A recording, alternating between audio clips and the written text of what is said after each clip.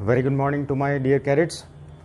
Today we are assembled for a very precious and crucial lecture on how to prepare for SSB type of interview. So dear cadets, it is a very obvious question when you start preparing for SSB Service Selection Board type of interview, then various type of questions may come in your brain or mind that what are the criteria on which I should start preparing my SSB interviews, because actually everybody knows that SSB is the finest board of this country where quality is not to be compromised in any type of circumstances. When I talk about compromise, it means that there is nothing like reservation on any parameters. So gentlemen, when you start preparing for SSB type of interview, then always remember that certain things that you must keep in your brain. So इस बारे में आज हम बात करने वाले हैं कौन कौन सी चीज़ें हैं जिसके ऊपर हम SSB की तैयारी के दौरान अपने दिमाग में रखें और उसी के आधार पर अपनी तैयारी करें। इस वीडियो लेक्चर में आपको मैं बहुत अच्छी बात बताने वाला हूं। मैंने अपने साथ अपने कुछ कैडेट्स के PIQ फॉर्म रखे हुए मैंने इन कैडेट्स के ऊपर जो है जिनके ऊपर मैंने काम किया है इसमें और जिनका सिलेक्शन हुआ है, कुछ आर्म फोर्सेस में भी सर्विसेज में हैं अभी और कुछ अपनी ट्रेनिंग शेड्यूल में, तो मैं इसमें इसके साथ भी बात करूंगा। इनके साथ कुछ और भी मैंने PIQ फॉर्म लिए हुए हैं इसमें कि उनके PIQ फॉर्म में ऐसी कौन सी कमी थी जिसके कारण उनका सिलेक्शन नहीं हुआ और दूसरे में कौन सी चीज़ थी कि जिसके कारण उनका सिलेक्शन हुआ।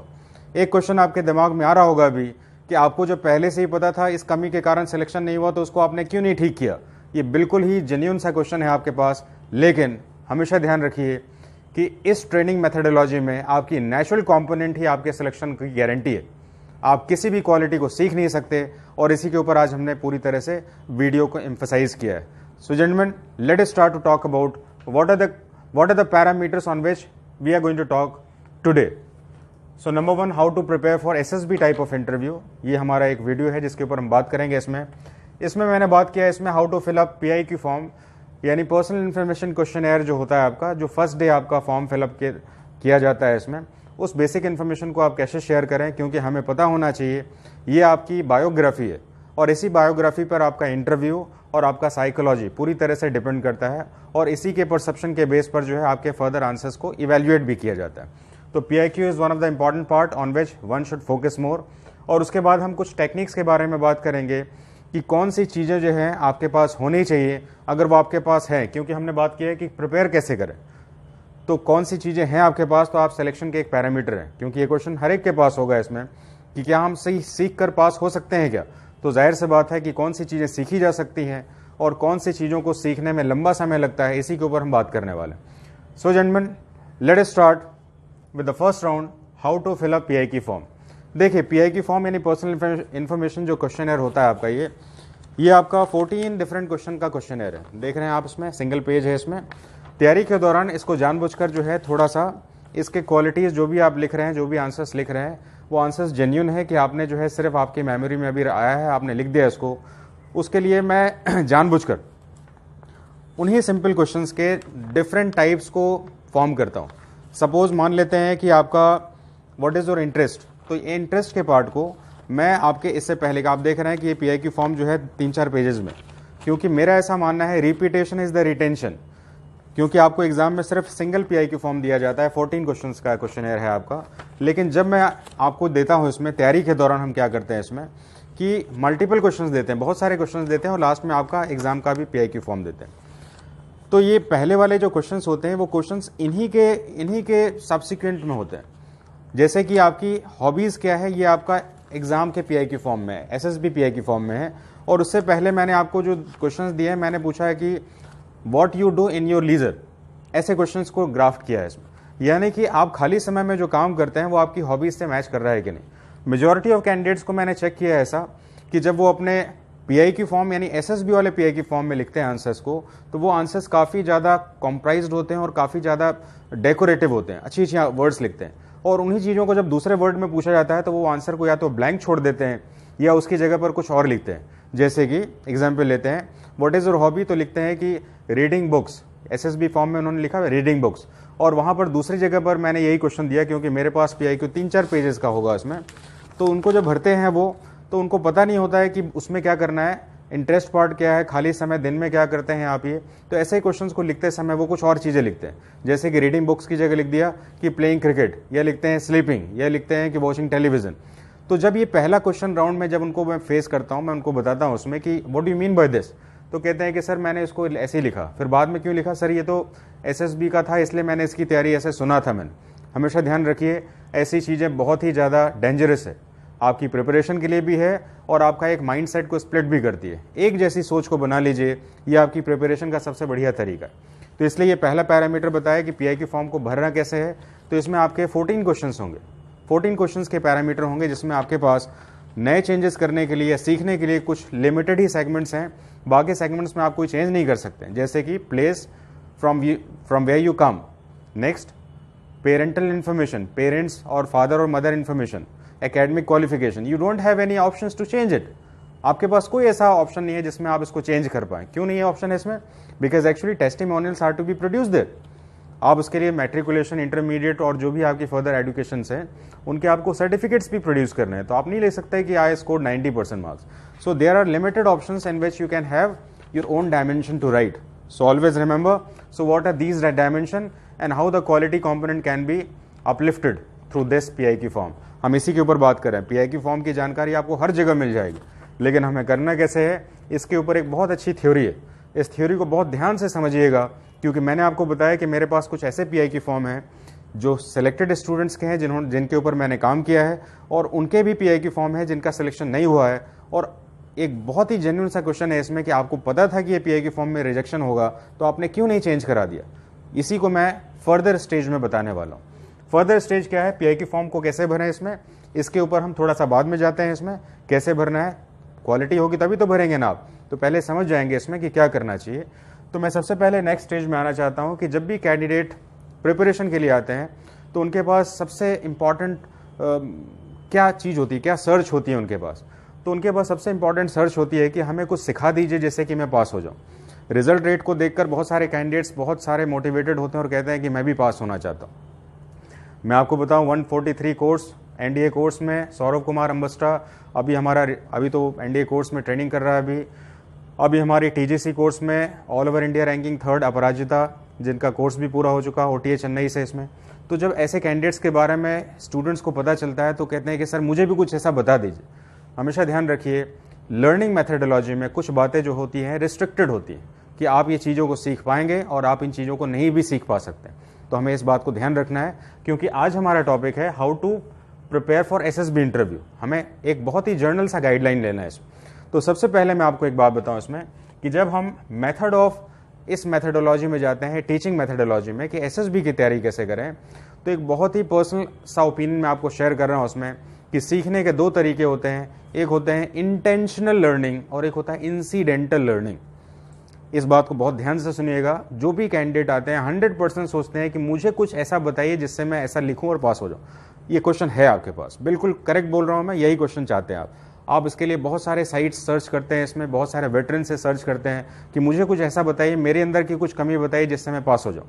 यही क्वेश्चन है आपके पास, लेकिन मैं आपको बता रहा हूं इस क्वेश्चन का रियल आउटकम क्या है इसमें, क्योंकि किसी का भी आंसर आपके साथ मैच नहीं करेगा। It is my 100% surety. अब मैं आपको बता रहा हूं what is the final remedy for this. 2 learning होती है, दोनों लर्निंग को समझ लीजिए आप। पहली लर्निंग क्या है आपकी, इंटेंशनल लर्निंग। आप जो सीखना चाहते हैं और जो सीखना चाहते हैं वो इंटेंशन में सीखते हैं और उसको अचीव भी कर लेते हैं। इसके कुछ लिमिटेड पार्ट हैं, आप उसमें बहुत सारी चीजें इंटेंशनली नहीं सीख सकते। और दूसरा मेथडोलॉजी होता है जिसको कहते हैं हम इंसिडेंटल लर्निंग।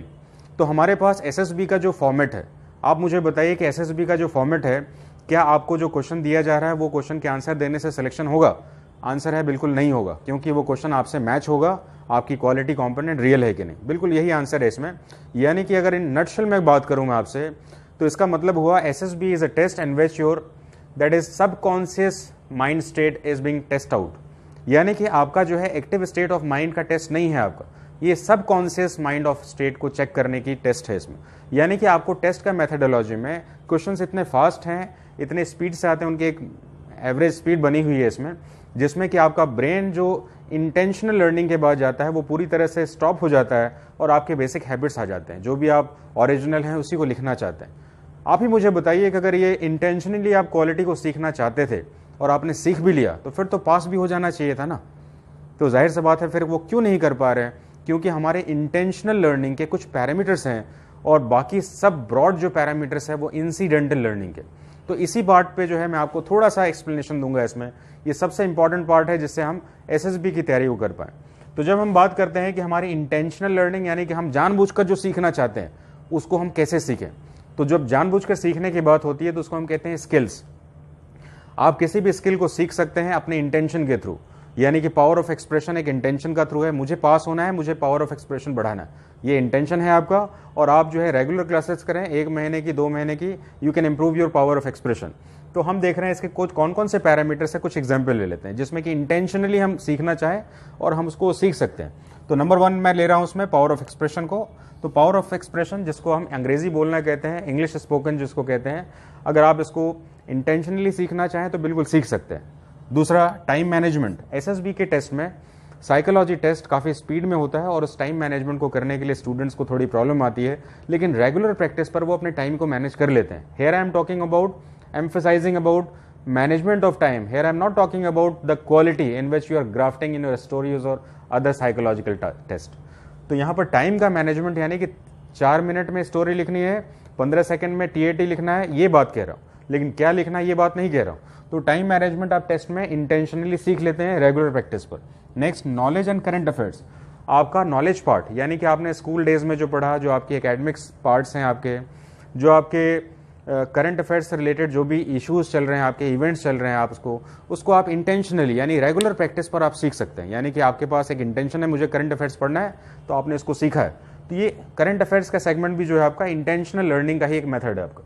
नेक्स्ट आते हैं इसमें other physical component. Physical component में ड्रेसिंग सेंस सीख लेते हैं आप, इसमें बिहेव पैटर्न सीख लेते हैं, जैसे कि गुड मॉर्निंग गुड इवनिंग कैसे बैठना है वो सीख लेते हैं। फिजिकल कॉम्पोनेंट का डायमेंशन जो है मैंने इससे पहले इंटरव्यू टेक्निक्स के लेक्चर में आपको बताया, उसको थोड़ा सा पढ़ लीजिएगा।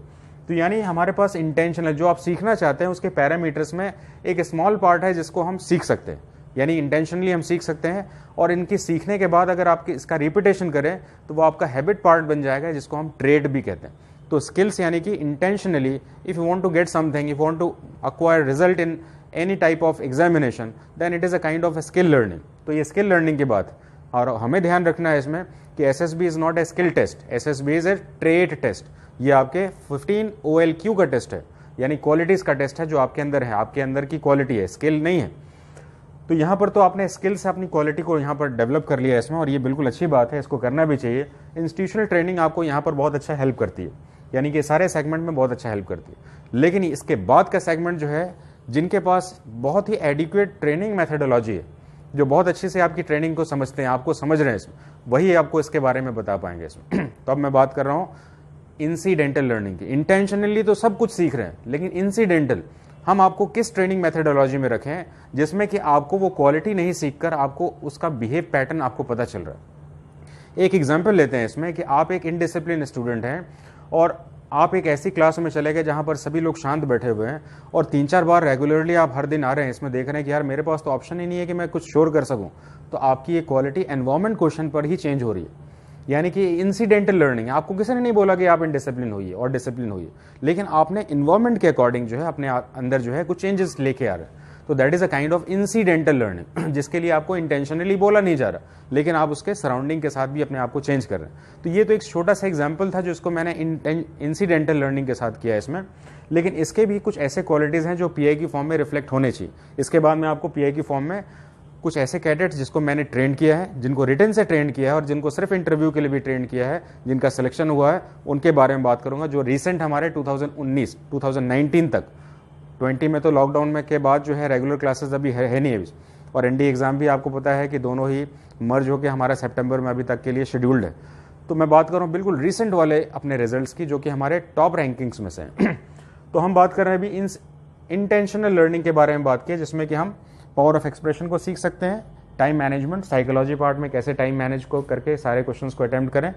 नेक्स्ट है नॉलेज पार्ट को सीख सकते हैं, करंट अफेयर्स के पार्ट को सीख सकते हैं। नेक्स्ट है other physical component. Physical component जो कि आपका ड्रेसिंग सेंस हो गया, आपका मैनरिज्म हो गया, आपका सिटिंग अरेंजमेंट, सिटिंग पोस्चर हो गया, आपका बॉडी लैंग्वेज हो गया, ये सब फिजिकल कंपोनेंट के पार्ट है जिनको सीखा जा सकता है। लेकिन सबसे इंपॉर्टेंट पार्ट है जिसको एसएसबी के लिए सबसे ज़्यादा ज़रूरी माना जाना चाहिए, और जो कि कैंडिडेट इसको सबसे सेकेंडरी मानते हैं, यहाँ पर मैं ज़्यादा बात करना चाहूँगा।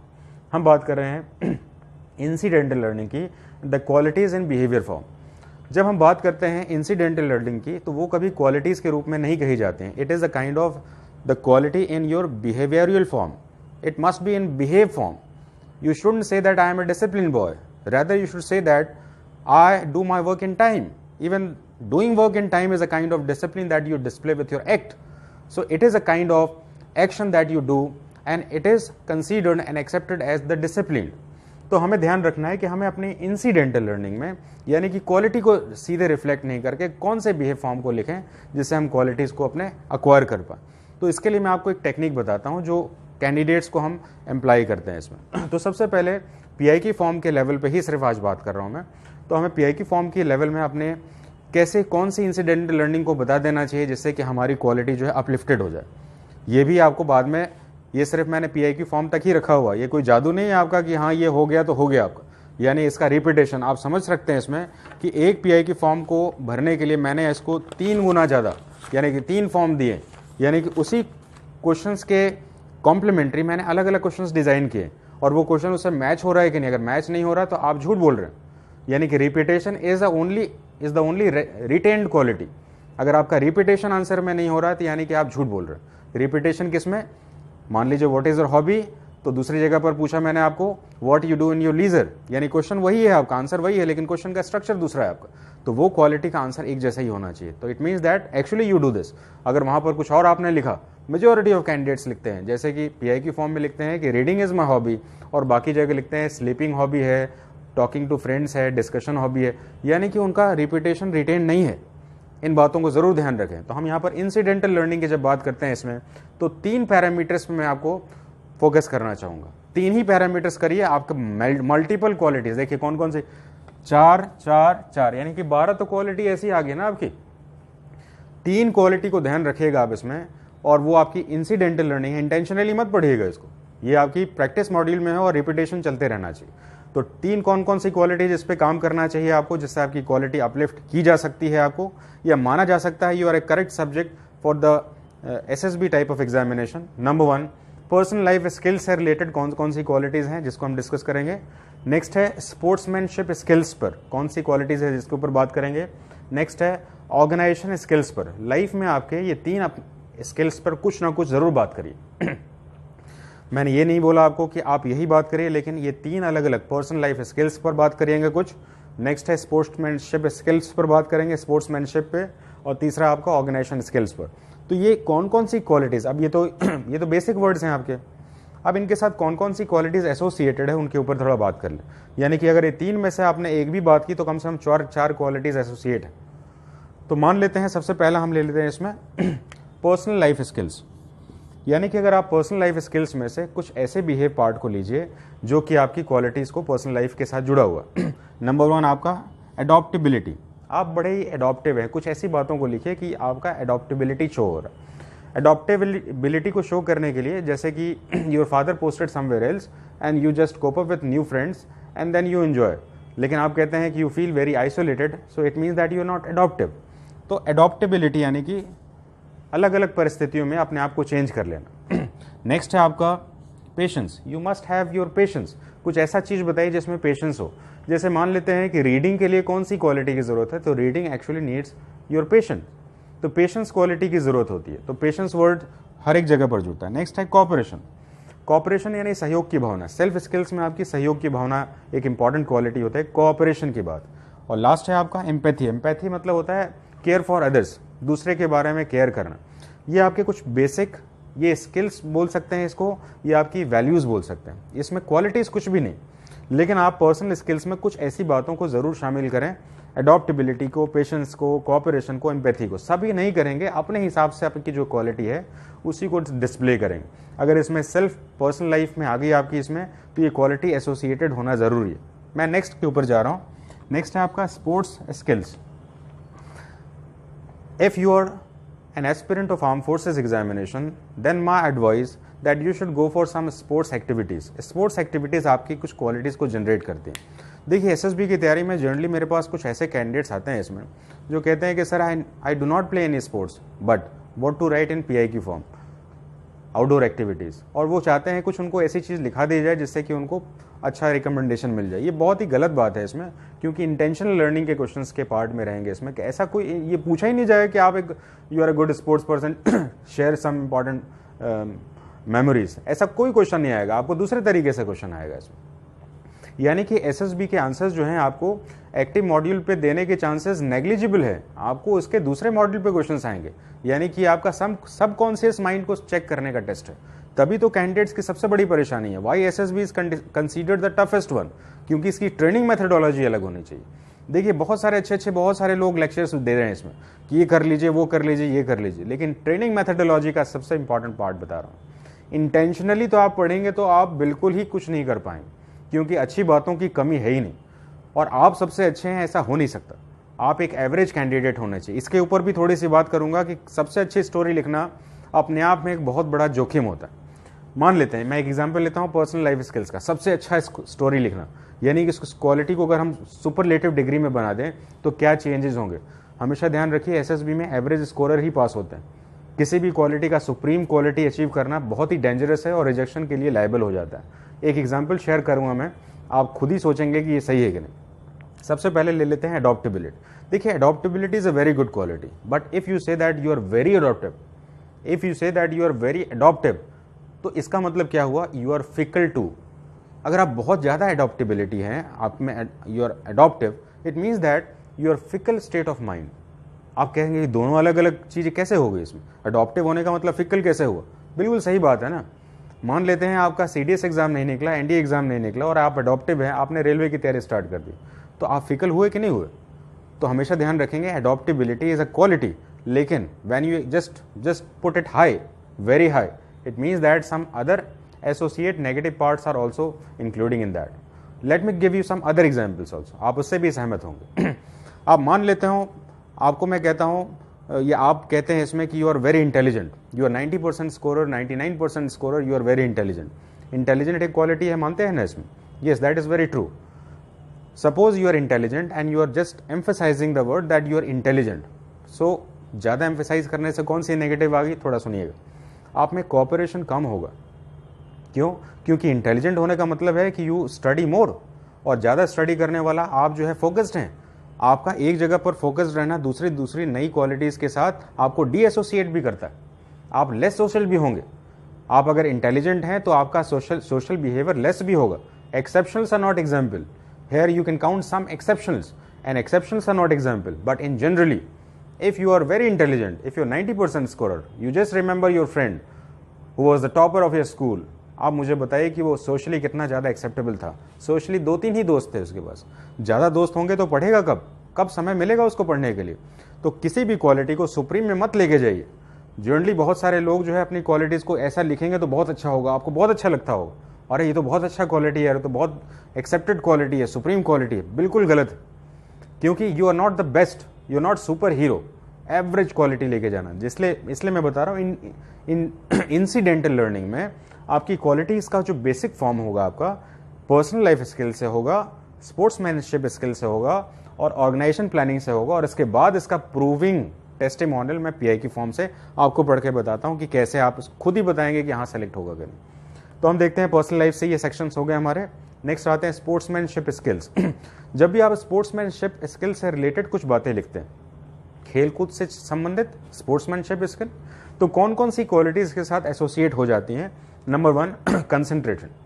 देखिए एक बात ध्यान रखिए कि कंसंट्रेशन के बिना किसी भी स्पोर्ट्स को खेला नहीं जा सकता। स्पोर्ट्समैनशिप में आप देखे होंगे कभी भी रिजर्वेशन नहीं होता। ऐसा नहीं कि आपने लेस स्कोर करके आप क्रिकेट में चले गए आप या बैडमिंटन में चले गए। Even concentration for the respective game is very required.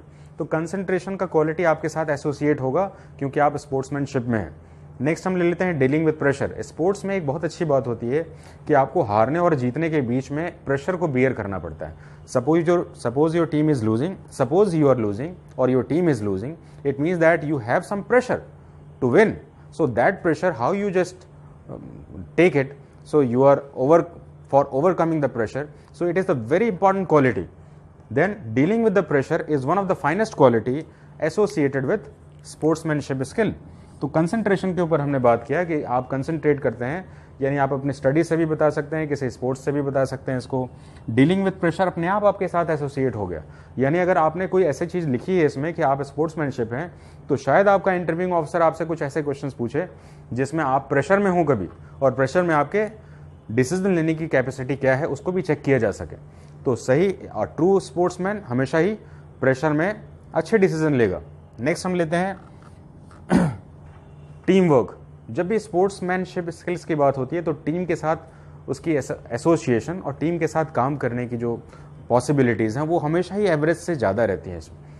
एक नॉन स्पोर्ट पर्सन को आप कंपेयर जब करेंगे स्पोर्ट्समैन के साथ, तो आप देखेंगे इसमें कि स्पोर्ट्समैन जो होगा वो टीम का एसोसिएशन काफ़ी अच्छे से करता है इसमें, क्योंकि उसको पता है कि टीम में एक एक मेंबर की इंपॉर्टेंस क्या है, उसके बिना गेम हारा जा सकता है। और जब नॉन स्पोर्ट्समैन होगा तो वो टीम का रिस्पेक्ट नहीं करेगा, वो मेंबर्स का रिस्पेक्ट नहीं करेगा, वो खुद पे ज़्यादा बिलीव करेगा। यानी कि मैं ये नहीं कह रहा हूँ खुद पे बिलीव नहीं करना चाहिए, लेकिन टीम वर्क, आर्म फोर्सेस एक टीम है, बिना इसके आप काम नहीं कर सकते हैं, आप कोई सॉफ्टवेयर इंजीनियर नहीं बनने जा रहे हैं। तो यहाँ पर टीम वर्क वाली जो सेंस है वो बड़ी इंपॉर्टेंट है इसमें। तो आप अपने टीम वर्क को भी एक्सप्लेन कर रहे हैं कि मैं टीम के साथ अच्छे से काम कर सकता हूँ, एडजस्टेबिलिटी है। नेक्स्ट है आपका कोऑर्डिनेशन। लोग कोऑर्डिनेशन एंड कोऑपरेशन में थोड़ा सा कंफ्यूज हो जाते हैं, क्योंकि हम देख रहे हैं यहाँ पर ये कोऑपरेशन है और ये कोऑर्डिनेशन। कोऑपरेशन सहायता करना होता है और कोऑर्डिनेशन जो है साथ मिलकर काम करना होता है। तो कोऑर्डिनेशन यानी टीम के साथ, क्योंकि आपका टीम कोई गेम खेल रहा है, इसमें कोई भी गेम आप ले लें, इंडिविजुअल भी ले लें, तो आपका एसोसिएशन पूरे टीम के साथ, आपके स्कूल के साथ, कॉलेज के साथ बना ही रहता है इसमें। तो आपका कोऑर्डिनेशन, सहयोग की भावना जो है उसमें बनी रहती है। तो टीम स्पोर्ट्समैनशिप स्किल जो है आपकी ये मल्टीपल क्वालिटीज़ को एसोसिएट करती है। तो आपके PIQ फॉर्म में कुछ ऐसी बात ज़रूर होनी चाहिए जो आपके स्पोर्ट्समैनशिप स्किल के साथ जुड़ती है। नेक्स्ट आते हैं आपकी ऑर्गेनाइजेशन स्किल्स। देखिए ये एक बहुत इंपॉर्टेंट क्वालिटी है साइकोलॉजी में, शायद आपने सुनी होगी कि नहीं, क्योंकि ऑर्गेनाइजेशन स्किल जो है एग्जीक्यूटिव क्वालिटी कही जाती है। हमेशा बात ध्यान रखिएगा इसमें, if you want to join arm forces as an officer then organisation skill is the must quality. इस पे ऊपर कुछ ना कुछ स्टोरी भी लिखना चाहिए और आपको अपने PIQ फॉर्म में इनका कहीं ना कहीं जिक्र जरूर करना चाहिए, जिससे कि आपका एग्जीक्यूटिव क्वालिटी को देखा जा सके। अच्छा, ये क्या होता है ऑर्गेनाइजेशन स्किल, इसमें कौन सी क्वालिटीज एसोसिएटेड हैं, इनको थोड़ा सा डील कर लें इस बार। नंबर 1 है आपका टीम मैनेजमेंट, यानी कि जब भी आप ऑर्गेनाइज करते हैं इसमें, तो आप टीम के साथ जो है अपना कोऑर्डिनेशन, टीम के साथ अपने आप को कैसे मैनेज करते हैं, ये ऑर्गेनाइजेशन स्किल का। ऑर्गेनाइज मतलब किसी भी चीज़ को सही तरीके से करने की संभावनाओं के ऊपर बात कर रहे हैं। नेक्स्ट हम बात कर रहे हैं goal setting. When we talk about, suppose you want to score good marks in your board examination, graduation examination, engineering examination, you must have your goal and on that you are start preparing for the respective examination. So organization skill आपके academic से भी जुड़ती है। इसका मतलब ये नहीं कि आप स्पोर्ट्स खेलें ऑर्गेनाइजेशन स्किल्स आपके एक्स्ट्रा करिकुलर एक्टिविटीज से भी जुड़ती है। जैसे कि 15 अगस्त को आपने ऑर्गेनाइज किया, आपने 26 जनवरी को आपने ऑर्गेनाइज किया, तो ऑर्गेनाइजेशन स्किल इससे भी जुड़ती है। आपके क्लास में क्लास प्रीफेक्ट बनने से भी, हाउस प्रीफेक्ट बनने से भी, हाउस मास्टर बनने से भी, क्लास मॉनिटर बनने से भी आपका ऑर्गेनाइजेशन स्किल्स दिखता है that how you organise that task. किसी भी चैलेंज को जो आपकी कैपेसिटी से बड़ा हो तो उसके लिए ऑर्गेनाइज करना पड़ेगा। तो यहाँ पर ऑर्गेनाइजेशन स्किल में आपकी गोल सेटिंग, ऑब्जेक्टिव सेट करके आपको काम करने के तरीके को समझाना चाहिए। नेक्स्ट है आपका मल्टीटास्किंग। हमेशा ध्यान रखें, जब हमारे पास टारगेट हाई रहता है तो उसके लिए हम एक स्ट्रैटेजी नहीं बनाते हैं, हम मल्टीपल स्ट्रैटेजी बना के काम करते हैं। और मल्टीपल स्ट्रैटेजी के लिए मल्टीटास्किंग स्किल्स होना ज़रूरी है। आर्म फोर्सेस का एक बहुत अच्छा स्लोगन है जिसको आपको समझना चाहिए, जैक ऑफ ऑल, यानी आपके पास हर काम करने के माहिर होने चाहिए। ऐसा नहीं कि मैंने इंस्ट्रक्शन दे दिया और मेरा काम खत्म हो गया, यानी कि आपके पास मल्टीटास्किंग स्किल्स के साथ आपका एसोसिएशन होना चाहिए। और लास्ट ले लेते हैं प्रॉपर प्लानिंग एंड स्ट्रैटेजी। बिना प्लानिंग के किसी भी चीज़ को एग्जीक्यूट नहीं किया जा सकता। तो हम यहाँ पर देख रहे हैं कुछ ऐसे बेसिक सेक्शंस हैं जिसके आधार पर जो है आप अपनी क्वालिटीज़ को इंसिडेंटली आपको नहीं पता है कि ये क्वालिटी है कि नहीं, आपने तो लिखा है सिर्फ आप स्पोर्ट्समैन हैं, लेकिन ये इसके अंदर में ये सारी क्वालिटीज़ इंसिडेंटली एसोसिएटेड है। आपने कहा है कि यू ऑर्गेनाइज 15 अगस्त, लेकिन इंसिडेंटली ये क्वालिटी इसके साथ एसोसिएटेड है। आपने कहा है कि आपका जो है you are a very good human being, तो इसके साथ ये सारी क्वालिटी एसोसिएटेड है। तो यहाँ पर हम बात कर रहे हैं इंसिडेंटली कौन कौन सी बातें शामिल हो जाती हैं। अब जो है बेसिक लेक्चर हमने जो है आपके PIQ फॉर्म के ऊपर आज सिर्फ करना है इसमें। तो एक काम करते हैं, कुछ ऐसे एग्जाम्पल लेते हैं जिसमें कि मैं अपने कैडेट को लेना चाहूँगा कि जो हमारे पास रिटन बैच के साथ हमारे पास SSB बैच के लिए भी था। इसमें ही वॉज स्टूडेंट ऑफ सैनिक स्कूल बालाचड्डी, तो कुमार शिवम की बात करता हूँ, his choice was NDA navy, और वो अपनी नेवी के अपनी फाइनल ट्रेनिंग में भी आ चुका है इसमें। He has already completed 3 years इन खड़गवासला। तो मैं उसके बारे में बात करूंगा क्योंकि हमारी ट्रेनिंग मेथडोलॉजी में अब मैं उसके सिर्फ पीआई की फॉर्म के ऊपर बात करूंगा, और मैं 3 ऐसे कैंडिडेट्स के ऊपर बात करूंगा। 3 कैंडिडेट्स में एक गर्ल कैंडिडेट है, एक बॉय कैंडिडेट है, जिनके सिलेक्शंस हुए हैं, और फिर मैं बात करूंगा एक फॉर्म जिसमें सिलेक्शन नहीं हुए।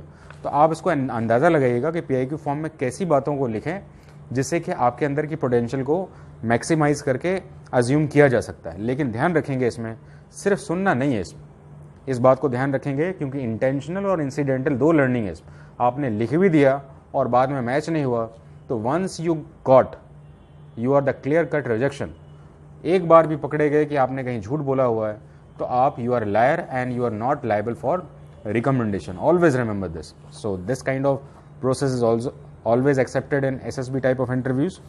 तो एक काम करते हैं कुमार शिवम के बारे में, क्योंकि जैसे मैंने बताया 14 कॉलम्स में से आपके पास, आप पेरेंट्स के ऑक्यूपेशन को नहीं चेंज कर सकते, होम टाउन नहीं चेंज कर सकते आप इसमें, आप अपने मार्क्स को नहीं चेंज कर सकते इसमें, जैसा है वही रखना होगा इसमें। लेकिन आप जो है अपने खेलकूद, पार्टिसिपेशन, गेम्स एंड स्पोर्ट्स को में कुछ लिख सकते हैं इसमें, हॉबीज़ एंड इंटरेस्ट में लिख सकते हैं, पार्टिसिपेशन एक्स्ट्रा करिकुलर एक्टिविटीज़ में लिख सकते हैं इसमें, and sports team, NCC, scout and other responsibilities. ये कुछ ऐसे सेगमेंट्स हैं जिनमें आप लिख सकते हैं। तो जिनमें हम लिख सकते हैं उन्हीं के ऊपर बात करूँगा, बाकी सेगमेंट तो आपके ओरिजिनल हैं, उसको आपको इंटरव्यू में ट्रेन करते समय उनको कोरिलेट करना होता है। तो एक काम करते हैं, इसमें मैं अपने कैडेट कुमार शिवम के साथ कुछ इस राउंड को डिस्कस करूँगा। आप देखिएगा कि इसमें आपको ये सब विजुअलाइज हो रहा है कि नहीं। तो ये कैडेट के साथ देख रहे हैं इसमें कि इस कैडेट ने जो है एनसीसी ट्रेनिंग, यस, और इसने आर्मी ट्रेनिंग किया हुआ था इसमें, और सर्टिफिकेट ए इसने स्कोर किया हुआ था। दूसरा, अब आ जाते हैं खेलकूद में भागीदारी यानी पार्टिसिपेशन, गेम्स एंड स्पोर्ट्स। आप फॉर्म को देखेंगे इसमें, और ये कुमार शिवम, मुझे पता है कि बहुत सारे कैंडिडेट इसको जानते होंगे, सैनिक स्कूल बालाचड्डी का कैडेट है ये। तो हम बात कर रहे हैं अभी इसमें खेलकूद, पार्टिसिपेशन, गेम्स एंड स्पोर्ट्स।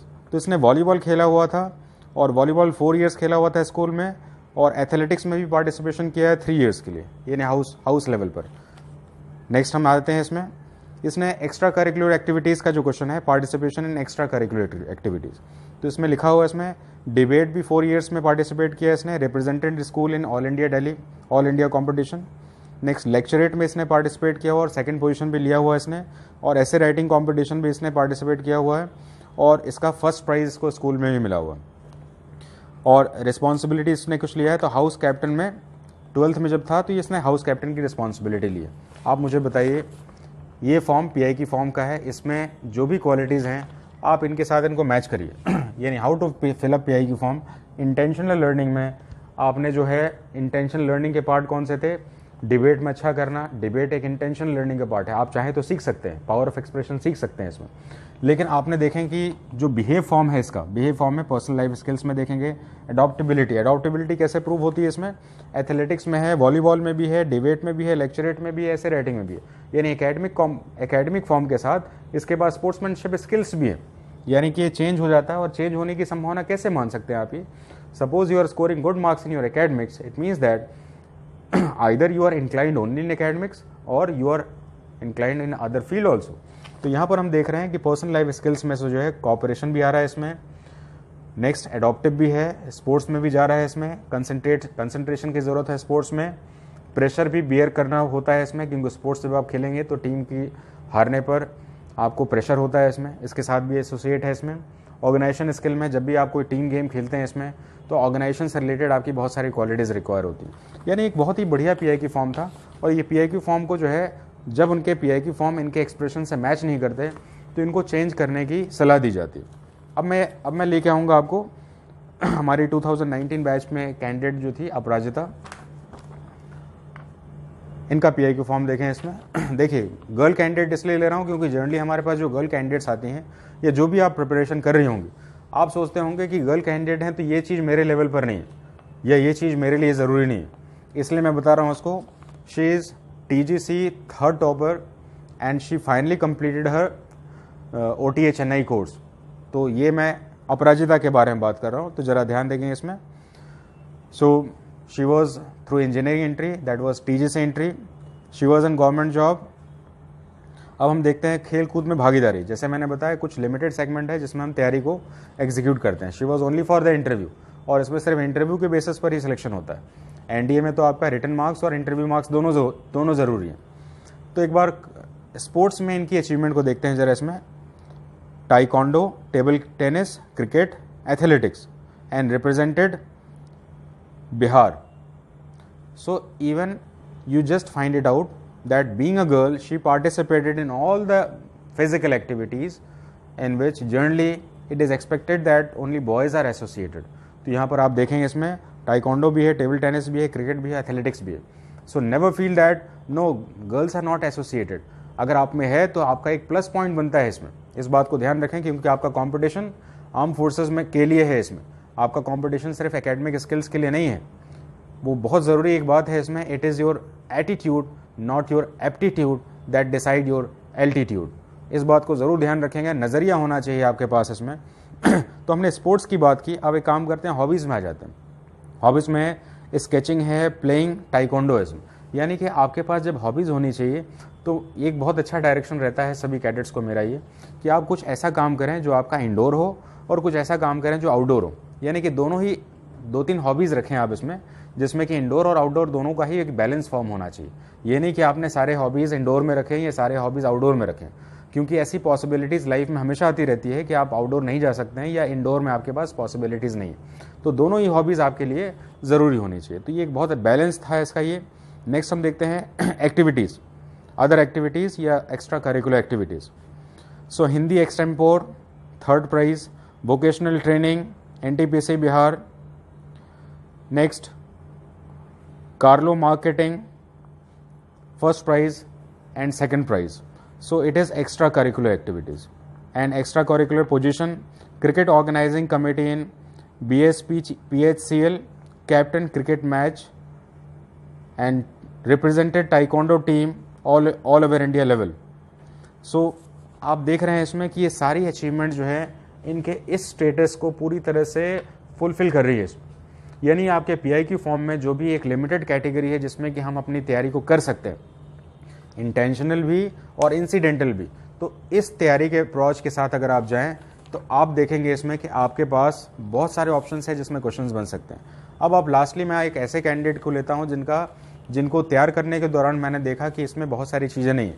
इनके नाम को नहीं बताऊँगा, लेकिन फिर भी आप इनके PIQ फॉर्म को ऐसा देख सकते हैं इसमें. तो इसमें जब पूछा गया इसमें कि any hobbies participation in sports, तो इनके पास पार्टिसिपेशन ऑफ स्पोर्ट्स में क्रिकेट खेलना, जो कि गली क्रिकेट जो होता है इसमें, और गली क्रिकेट वो भी 8th तक इन्होंने खेला हुआ और NDA के लिए आ रहे हैं. NDA जो कि 12th के बाद था, यानी कि वो नॉट एक्सेप्टेड. नेक्स्ट हम देख रहे हैं हॉबीज़. तो हॉबीज़ में देख रहे हैं study and reading. Study and reading is the hobby only. Next है position responsibility held you took in your school और कॉलेज टाइम. So no. आप मुझे बताइए कि ये PIQ फॉर्म को देखकर और पहले के PIQ फॉर्म को देखकर क्या आपके पास कुछ इमेज आया है इसमें? ये सारे इमेज बड़े ज़रूरी हैं इसमें.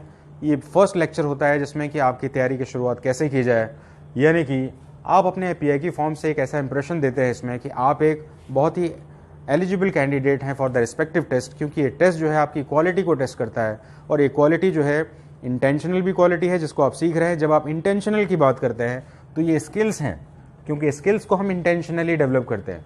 और जब हम स्किल्स को रिपीटेड फॉर्म में लेके जाते हैं, अपने लाइफ के रिपीटेड फॉर्म में लेके जाते हैं, then it becomes the trade. और ये ट्रेड पार्ट आपकी इंसिडेंटल लर्निंग के साथ एक्सेप्टेड हो जाती है. इसकी ट्रेनिंग मेथोडोलॉजी में बहुत सारे ऐसे क्वेश्चंस हैं जिनकी प्रैक्टिस पर आप इनको ईजिली समझ पाएंगे इसमें. मुझे लगता है कि आज इस लेक्चर को आपने अच्छे से समझ लिया होगा, और कोई डाउट होगा तो आप श्योर एंड सर्टन मेरे से आप डिस्कस करेंगे. जय हिंद.